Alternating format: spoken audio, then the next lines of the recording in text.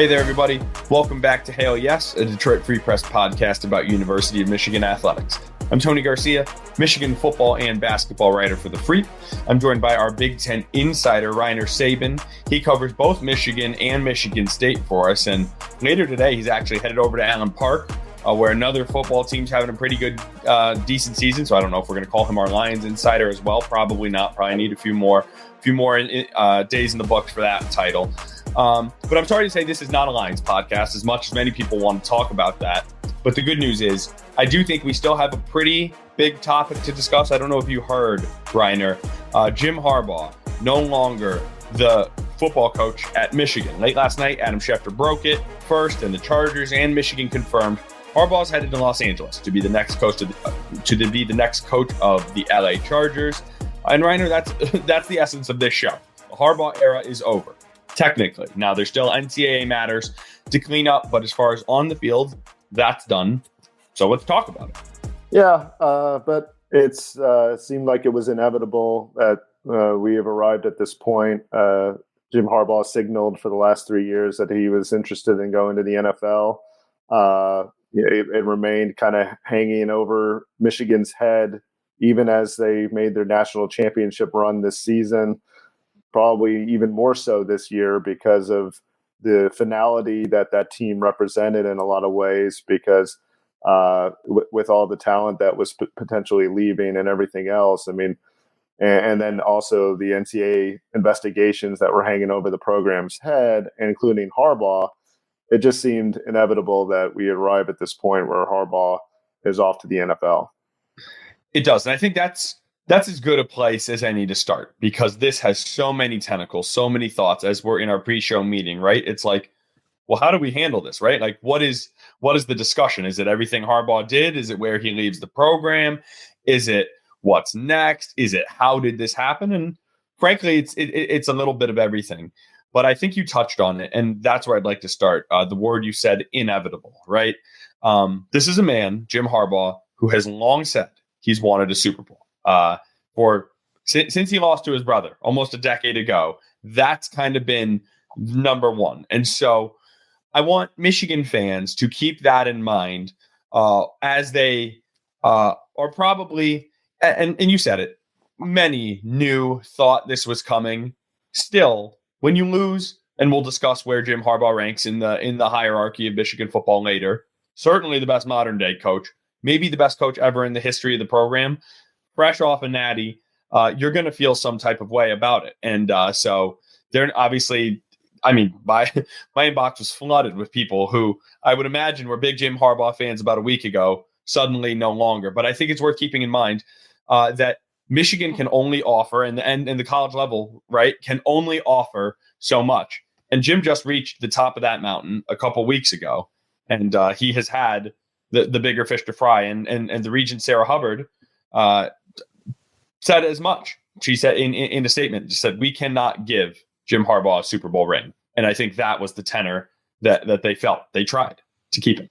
Yeah, they did. But it is weird. Harbaugh's stance on the NFL had changed over the course of his tenure. I mean, at one point, going back to 2019, he wrote a letter to the parents of players on the team after a report came out that he was looking for an exit strategy to go to the NFL.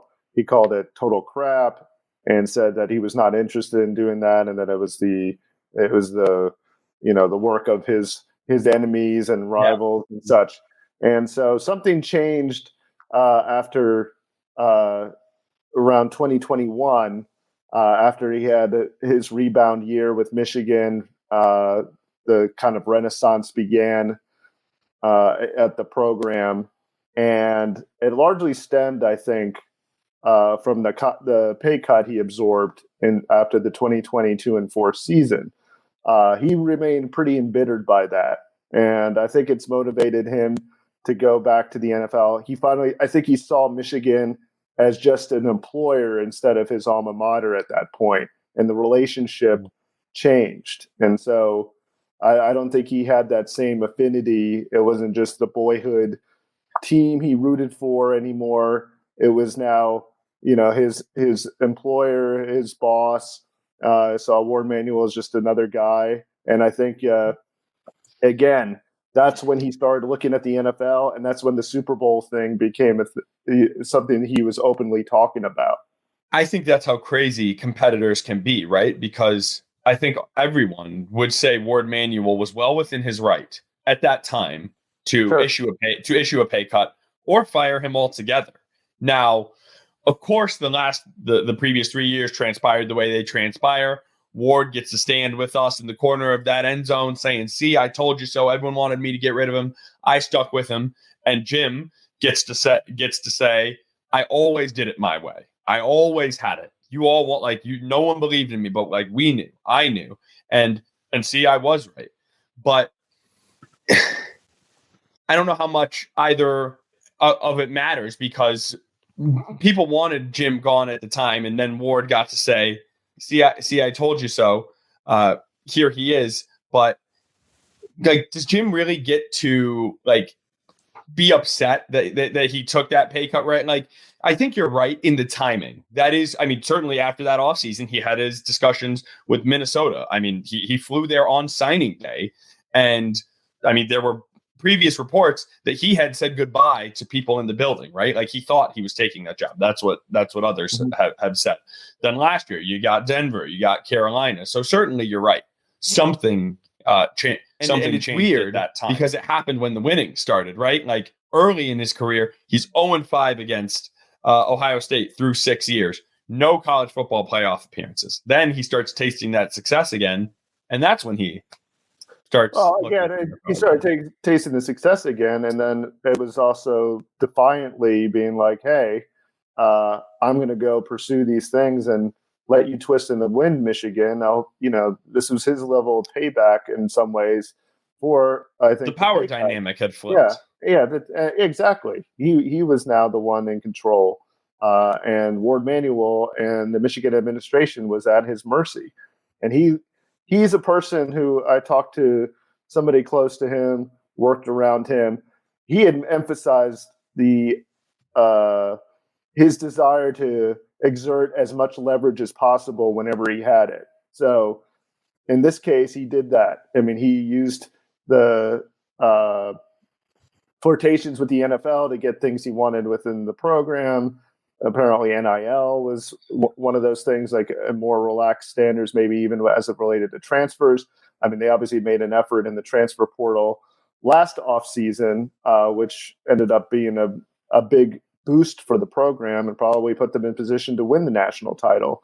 Obviously they had some difficulties getting transfers in before that. And, I think he wanted some more concessions made on that end. And I think he also wanted more concessions as far as NIL was concerned. So he used his leverage always whenever he had it.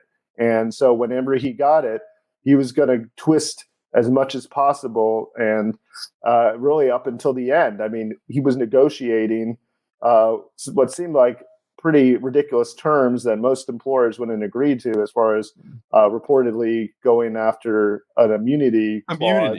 Yeah, which, again, what kind of employer is going to agree to that when, especially the sums of money that were being talked about, which was, the most money paid to a coach in college football. So Harbaugh, Ward Manuel admitted to the fact that they were going to try to make him the highest paid coach in college football, but that wasn't enough. And I don't think money was ever a factor with Harbaugh, as much as wanting to be at a place that he had a lot of power, a lot of control, where he could accomplish what he was seeking. I was going to say, the line he said is he wants to be somewhere he's wanted, right? I think he wants to be somewhere he has carte blanche, right? Where he will go unchecked. And he had gotten to that point within Michigan's structure, but the NCAA was continuing to check him every step of the way. And so it was just enough was enough. And now that this has gone full circle, you get the questions all the time. People are saying, all offseason, I imagine anyone who asked you, is Jim gone? Is Jim returning? Is Jim gone? Is he returning? I gave the same answer the whole time, which is that if it's whatever he wants to do, if someone gives him that opportunity. It sounds like the lamest answer, right? But actually think about it. He wants to go to the NFL if someone gives it to him. That is his end goal. However, if his best case scenario is to stay at Michigan and he doesn't think he's going to get to run things just the way he wants to, then he's going to return. And he put pretty much everyone and everything on hold to map that out. But, we kind of forecast where Harbaugh would end up in a previous podcast. You nailed it. Yeah, we said he was going to go to a place that he had a personal connection to. And the Chargers were that place because he played for them. Obviously was very familiar with San Diego, where the Los Angeles Chargers previously were. And just like, again, a reference, he coached the 49ers. That was his favorite team growing up. He went to Stanford, where his dad was an assistant coach. He ended up coaching Michigan, where he played. Obviously, again, grew up in Ann Arbor. So, this is a guy that goes to places that he feels comfortable with, familiar with the surroundings. There's a little bit of a Peter Pan syndrome with Harbaugh, I think, where he likes to relive, his youth in some ways. And so I think that that's always been a factor. Guy lived next to his parents. For in Ann Arbor.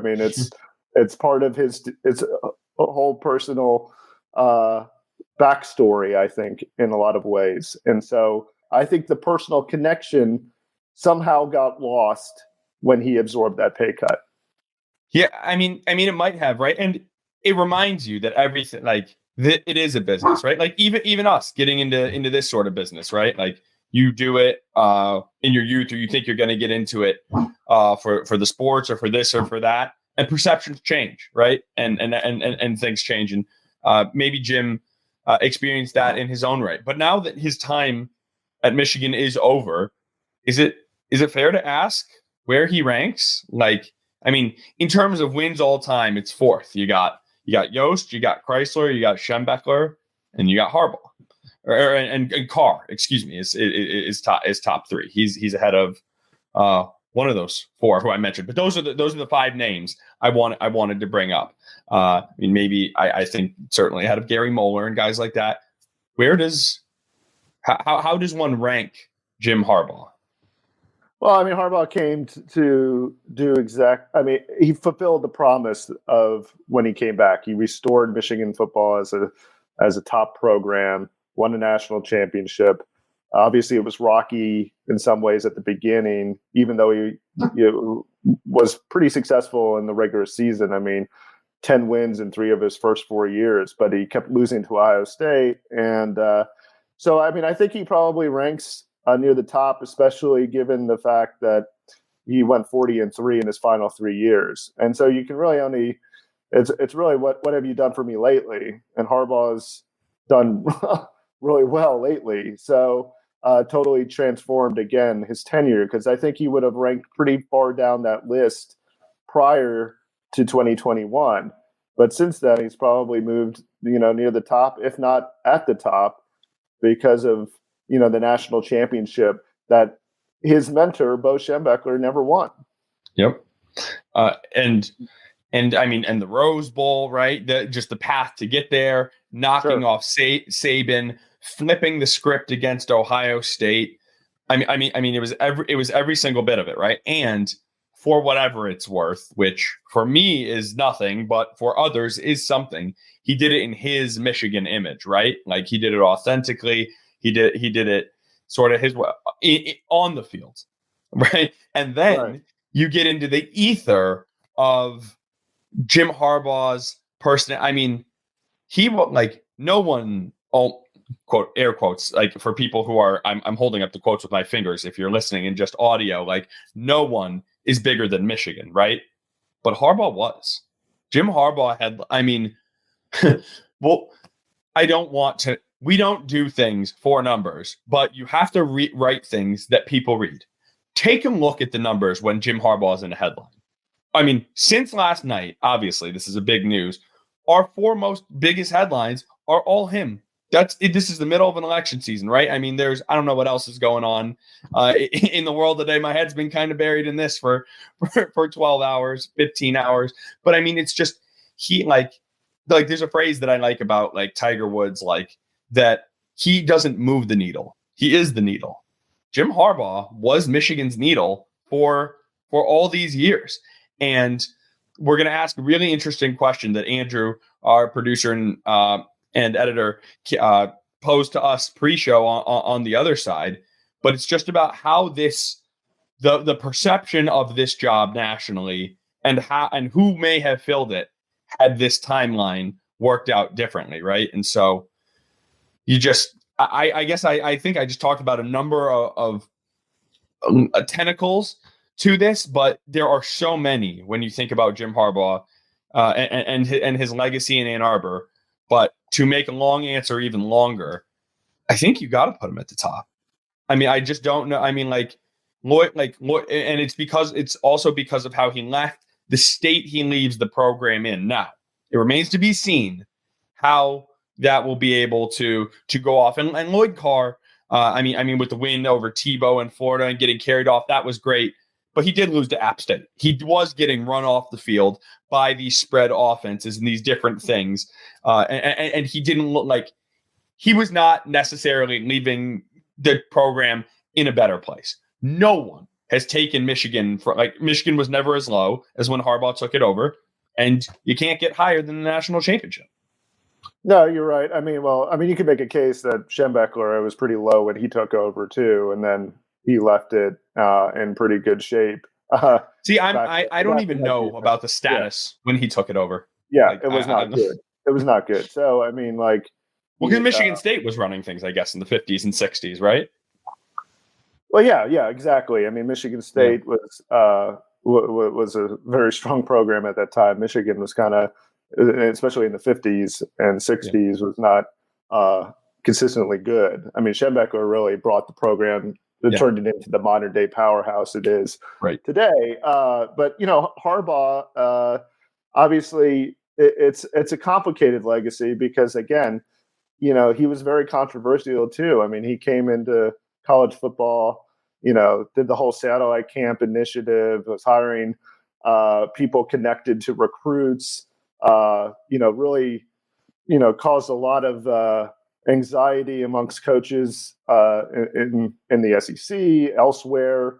Once he came in with all his crazy initiatives and all the fanfare and such. And so, I mean, he was very controversial from beginning, and he was very controversial at the end. I mean, they got the 2 NCAA investigations, the cheating scandal with Connor Stallions, that again continues to hover over the program's head. I mean, we don't know what the fallout is going to be, and I'm kind of curious what the NCAA is going to do now because, again, with Harbaugh being out of the picture, do they go lighter on Michigan? And in some ways, I mean, maybe Harbaugh's last decent gesture as far as Michigan is maybe helping to keep them from suffering the brunt of the punishment that. Although let's not make it look too altruistic, right? No, I don't think I agree. And I don't think, I don't think that is necessarily was his number one motivation. I think it's a byproduct of his possibly leaving. Where happy coincidence. And yes, exactly, and something that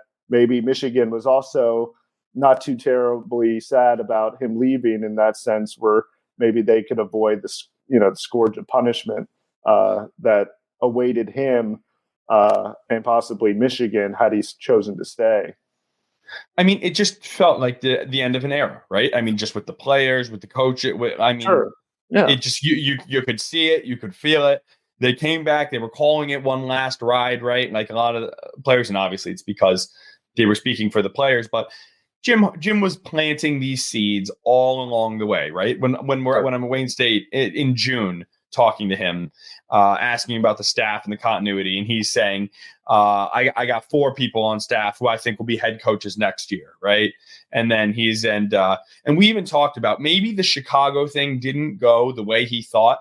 We thought maybe he was even making comments about Caleb Williams, right? Should he end up taking a Chicago job down the line? Jim he is perfectly aloof at looking clueless, yet being totally just a tactician in what he's doing, right? Like, none of this was by mistake. He knew exactly. Like, I think Was there a chance he returned to Michigan next year? Yeah, but only if everything else that he thought and planned something like fell apart, right? Oh, that was a last resort. His plan was always, in my mind, that this was the final season. Yeah, and it's interesting. I mean, because should he have stayed? I mean, it's hard to know how he would have fared. I mean, again, with the new Big Ten, with the possibility of the NCAA sanctions hanging over his head, with the exodus of talent, especially this year, whether he would have been able to kind of rebuild things or even keep it going. But I mean, he had a chance maybe to become an all-time great college coach. And it's interesting when you look at the coaches who are celebrated the most in the sport, Bill Belichick, Nick Saban at both the NFL. They were guys who stayed at one place for a while and won a lot of championships and such. The coaches that interestingly have won at both the Super Bowl and the national championship, Pete Carroll, Barry Switzer, Jimmy Johnson, not nearly held in the same breath. And yet I would argue that those are pretty great accomplishments to be able to win at the college and NFL. That's like the mark of probably a great coach. And yet that's what Harbaugh is chasing, to do that. And yet the way that Jim knows which list he wants to be on. Yeah, right. But I think the argument is in favor of the Bill Belichick's and Nick Sabans of the world, not the Pete Carrolls, Jimmy Johnsons, and Barry Switzers. You're totally right, because if someone asked me who the two best football coaches of all time were, I would say Bill Belichick and Nick Saban. You're right. So even and I'm not saying that's right. Like, that would be my immediate what I would jump to. And isn't it funny that both of those names and Pete Carroll, three of Pete Carroll, are all out of the job in 3 weeks, 4 weeks, all of them in January. Right. Like, or are elsewhere, right? And so I guess I just want to put a bow on this stuff, because we were talking pre-show. I used the word, I think I said unprecedented, right, for this move from Harbaugh, and then we were talking, is it really unprecedented? Is it not? Reiner, I'll let you be the final say of it as I quickly go through the somewhat comparable situations. In 1941, Bernie Bierman won a title. I'm not sure who this is, frankly, and then went to the Marines as a coach. Then you had Schnellenberger. Well, you have to give it was World War II, and so I mean there's a reason behind that. Like, I mean, you don't just enlist, right. I didn't. Yes. He didn't just decide to go. Yes. There was a pretty big deal. Yeah. Sorry. 1941, 1942. Maybe I made a leap that everybody knew what was going on at that time. Johnny Majors in 1976 left Pitt for Tennessee, but as you pointed out, that was his alma mater. Schnellenberger left Miami for Louisville. I think there was some weird USFL situation or something there. At the USFL he left for, because he had part ownership stake. It was for the Miami, but then the USFL had all these financial problems, and obviously became defunct in a matter of years. So it was he left the U after a national championship. Yes, right. But not for another, which led to Jimmy Johnson being the guy there, and he ended up being the beneficiary of Schnellenberger's departure, which was interesting. Right. And then the last, Tom Osborne in 97 went out on top with a shared national title, split it with Michigan, and then he went on to be AD at Nebraska. So I think it is fair to say this is unprecedented, because nowhere. I mean, I guess Johnny Majors, right? That's the closest one, and even that is 76. Well, I think Schnellenberger's the closest, because he was left for a pro job. USFL was looking like it was challenging the NFL at the time, and then he also had the part ownership stake. So I mean, in some ways, he had the level of control that I think Jim Harbaugh was seeking. So maybe with the Chargers and such, because obviously that's a huge factor in his decision-making process. So, and the belief is the owner. But still, I mean, this is a pretty unique situation. I mean, you don't usually leave a place, especially a place that you have a deep personal connection to, which is Michigan, to go chase another or chase a championship at the pro level. I mean, it's just, some people choose to pick a lane and stay in it. I mean, you never hear Kirby Smart's name going, in NFL talk, although I'm sure he probably would get some interest, because of his success level. So, I mean, but again, it goes back to Harbaugh and what he was able to accomplish in the NFL the first go around. I mean, 44-19-1 in the regular season, made 3 straight NFC championship games, went to the Super Bowl. The guy was arguably one of the top coaches in the league when he left. And it just was like, why is this guy not coaching at the NFL level? Like, how did that end up happening? And he had a place to come back to at Michigan, but it's understandable why he'd want to kind of go back to the NFL because he had a lot of success there. It's also understandable why the NFL would be interested in him. But it was also weird that it took 9-10 years and multiple off-season cycles where it never happened. It always took 2 to tango, and it was always going to. And with Jim, it has to be the right match, right? And so you can't. He tried to square peg a round hole a couple of times the last few off seasons, and couldn't do it. But clearly, this was the one that worked. So just to recap, Jim Harbaugh, 86-25 in his 9 years at Michigan, 60-19 in the league. Finishes with 3 straight Big Ten championships, 3 straight college football playoff appearances, 1 national title, 2 NCAA investigations, 3-5 against Ohio State, 5-4 against Michigan State. Just a resume that is all over the board and will make for some incredible bucks. So who's next? I think we know, but let's talk about it. That's on the other side. This is Hell Yes.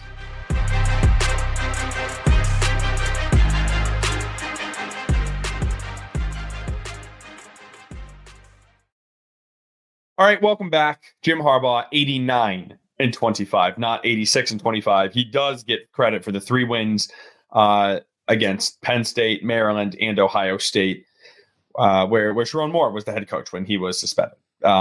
Speaking of which, seamless transition. Sherrone Moore was the head coach on that day. He's pretty much he's the front runner for this job. Reiner, I'm hoping that it's not announced before we're done with this. Does it feel like it's that inevitable? In my mind, it does.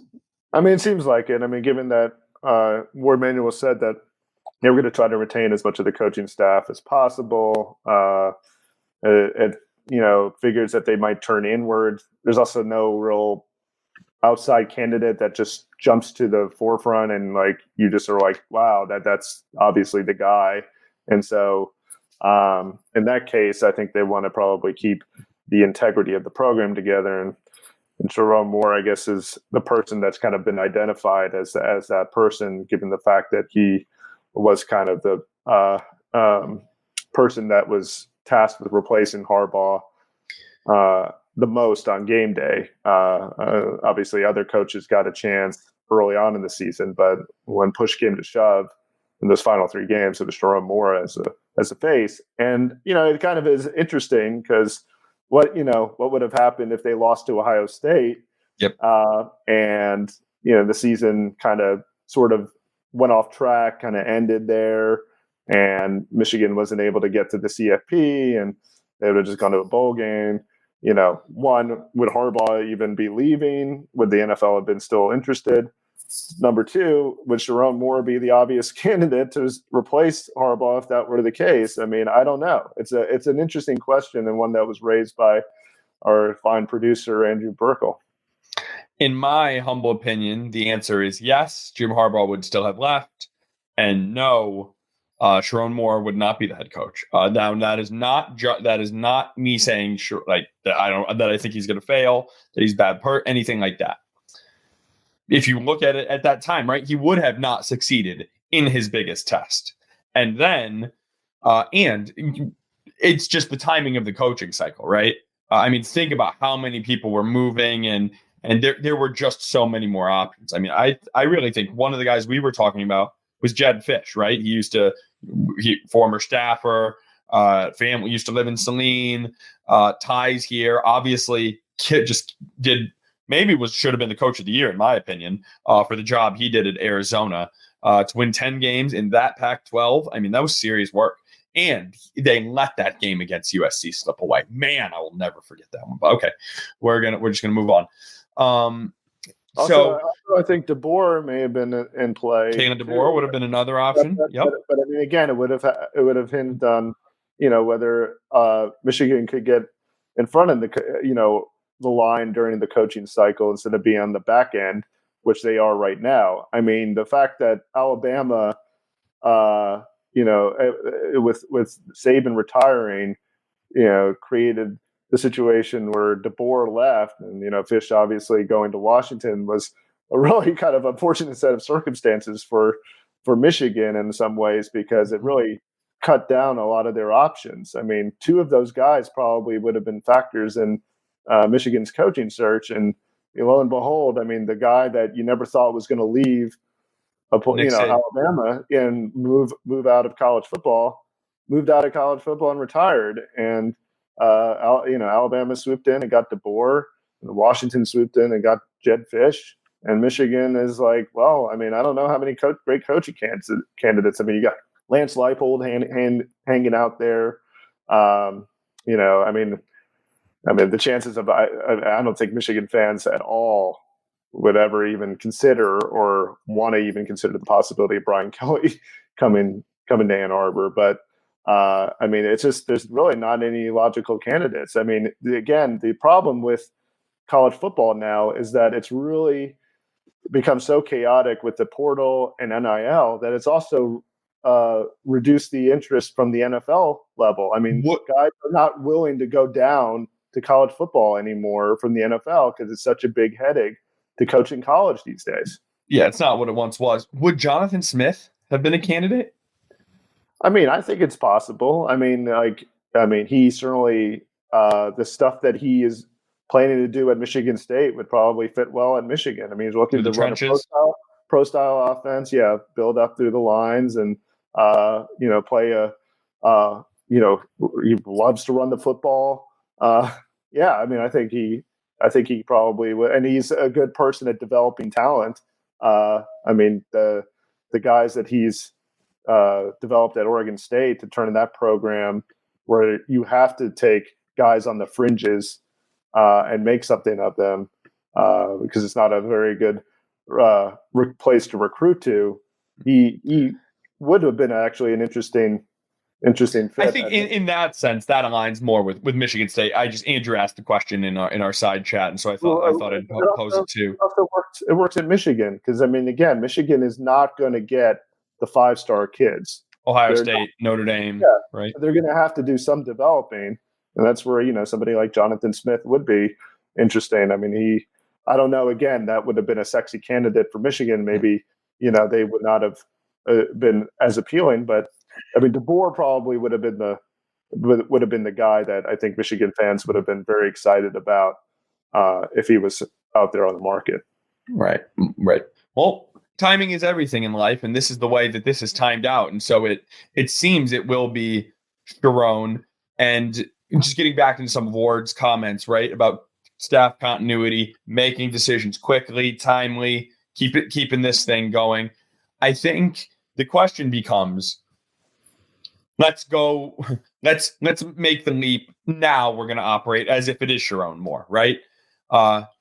Keeping everybody he can is essential. And I think my belief, sort of the leading belief right now, is Jim will be able to take his son Jay, of course, as special teams coordinator, and probably Jesse Minter, the defensive coordinator. So Michigan would then need to replace all three coordinators, right? Because the offensive coordinator would be the head coach, the DC would be gone, special teams coordinator would be gone as well. Ben Herbert is kind of is he the number one? If Sherrone Moore can only keep one person, is Ben Herbert the guy? Assuming Minter is gone, is Herbert the guy, or who is the can't lose him from this staff? I mean, obviously, you'd like to probably keep Minter just because he knows how to run that specific defense, and it's uncertain if they can keep pulling guys from the Ravens to to do that, especially now that Harbaugh is gone, and that personal connection has disappeared as well. So, I mean, I think the next guy that they'd obviously would like to keep on staff would be Ben Herbert. Strength and conditioning coaches are essential kind of at the college ranks because they deal with players during the off season, and they're kind of the point contact person during the periods when coaches can't necessarily work with them. So they kind of establish the culture within the program and set the tone. And Ben Herbert certainly was that person for Michigan and Jim Harbaugh. And so he also did a really good job of obviously kind of instilling that mentality where you can just kind of focus in on the task in hand and block out all the distractions. And a lot of the players credited them for giving them that mental edge. And I think in that sense, he would be a pretty tough guy to lose for Michigan, considering all the impact that he's made during the rise of the program. Yeah. And also the players, right? I mean, in this transfer portal era, the more stability Michigan can keep within its ranks, you figure that would bode well for keeping members of the team around as best they can. And this defense right now still looks like it has, can compete at the top of the Big Ten, certainly. The offense lost a lot more. Whole starting line, running back, 2 wide receivers, a tight end, quarterback, obviously. But they may need to retool as well. But of course, Reiner, we talk about whoever comes in. The schedule: Texas, USC, Washington, Oregon, Ohio State, Michigan State.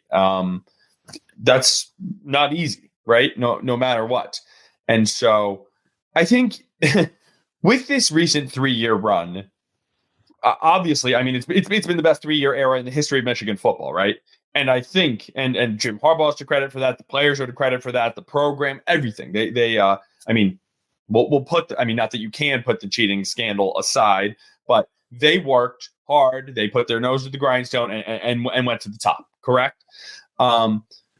Michigan has not always been. Michigan fans have always thought that they are number one, but the newsflash is Michigan never was. Right, like other than that '97 season. Until this year, Michigan had one split national championship since 1949. Okay, that's just the reality. And so they are a tremendous program, but they've been a regional power. That is what Michigan always was, even when Michigan did not think that's what it was. That is what it was. Harbaugh elevated Michigan to a place that it has never been. Michigan fans believe this is where it has always been. In fact, it has never been here, ever. And so I think it might be a very, there's nothing wrong with winning 10 games a year. That's what elite programs do. But to think that Michigan is just going to keep rolling out 13-win season after 13-win season, no matter what, even had Jim returned, might have been difficult. And so, and I think now, given the schedule, right, given the new Big Ten. And so, so I just want to, there's a number just of keep in mind ahead of time. Yeah, sure. There's a number of factors. Look, Harbaugh also, it should not be lost on the fact that he, in a weird, ironic way, benefited hugely from the 2020 COVID year. There were 6-year players, there were 5th-year players, guys that probably would have been maximized their eligibility that helped lead Michigan to the national championship this past season. The disappearance of the COVID year could affect Michigan adversely because, again, some of those players will not be able to stick around for another year.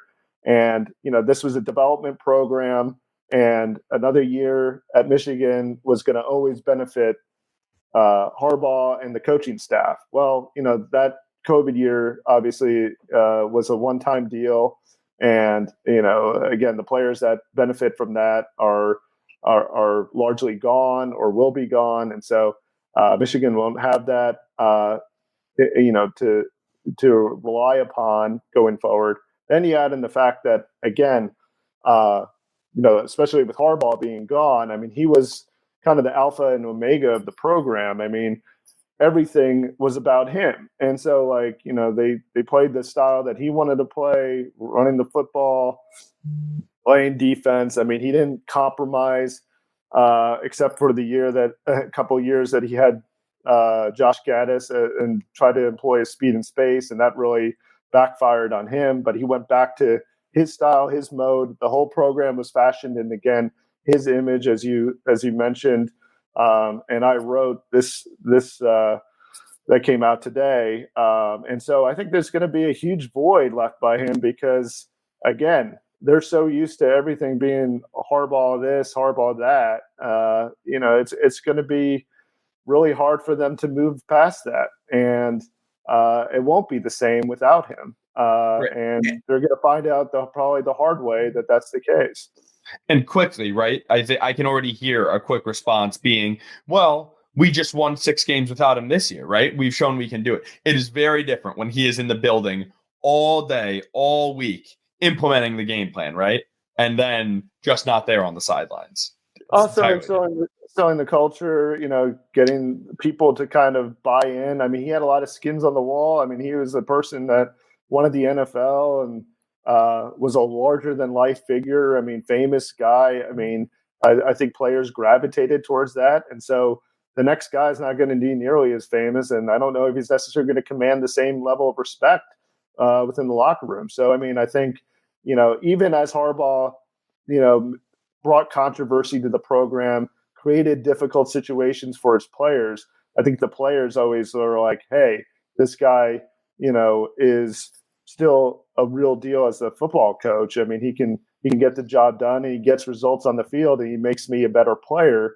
The next guy is going to have a tough time cultivating that same mentality within the locker room, I think. And in case it wasn't clear, the players were never bothered by it, right? I mean, you wrote about it. If you for whatever reason, they just, I think they thought it was entertaining. It sort of bonded them.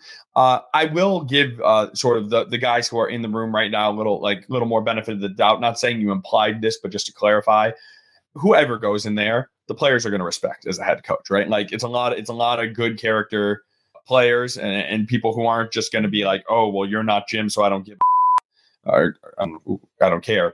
Sorry.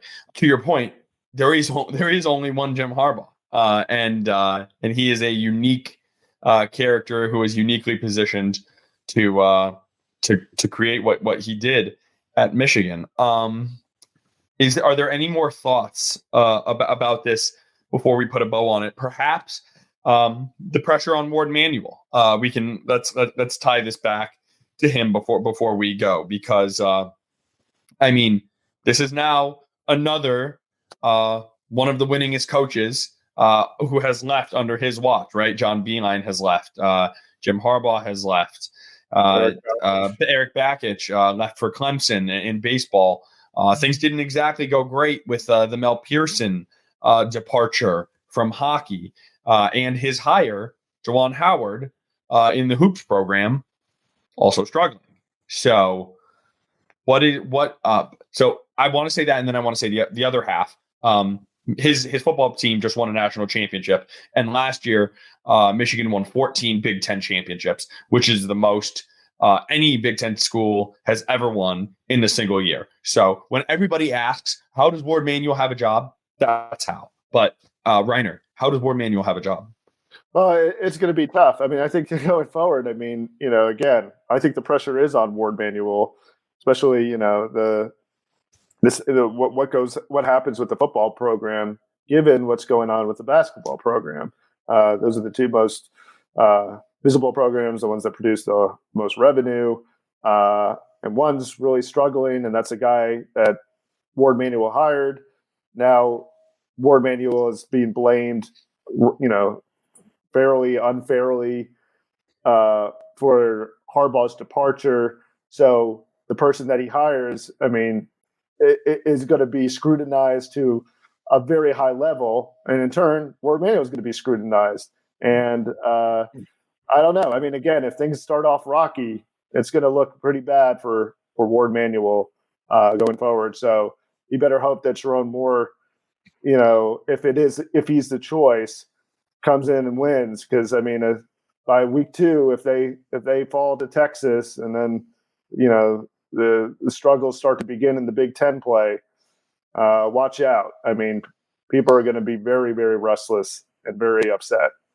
Yeah, I think 10 wins would be a remarkable season next year for anyone to get to with this schedule, with this turnover at that time. But after 15 wins, 10 ain't going to cut it, right? so it makes you. I think you're right. Everybody will be very closely watching how Ward handles this hire, how he handles the rest of the basketball season. Yes, there is still a basketball season going on, and what happens from there? Reiner, are we all done here? Is there anything else you wanted to share with the class?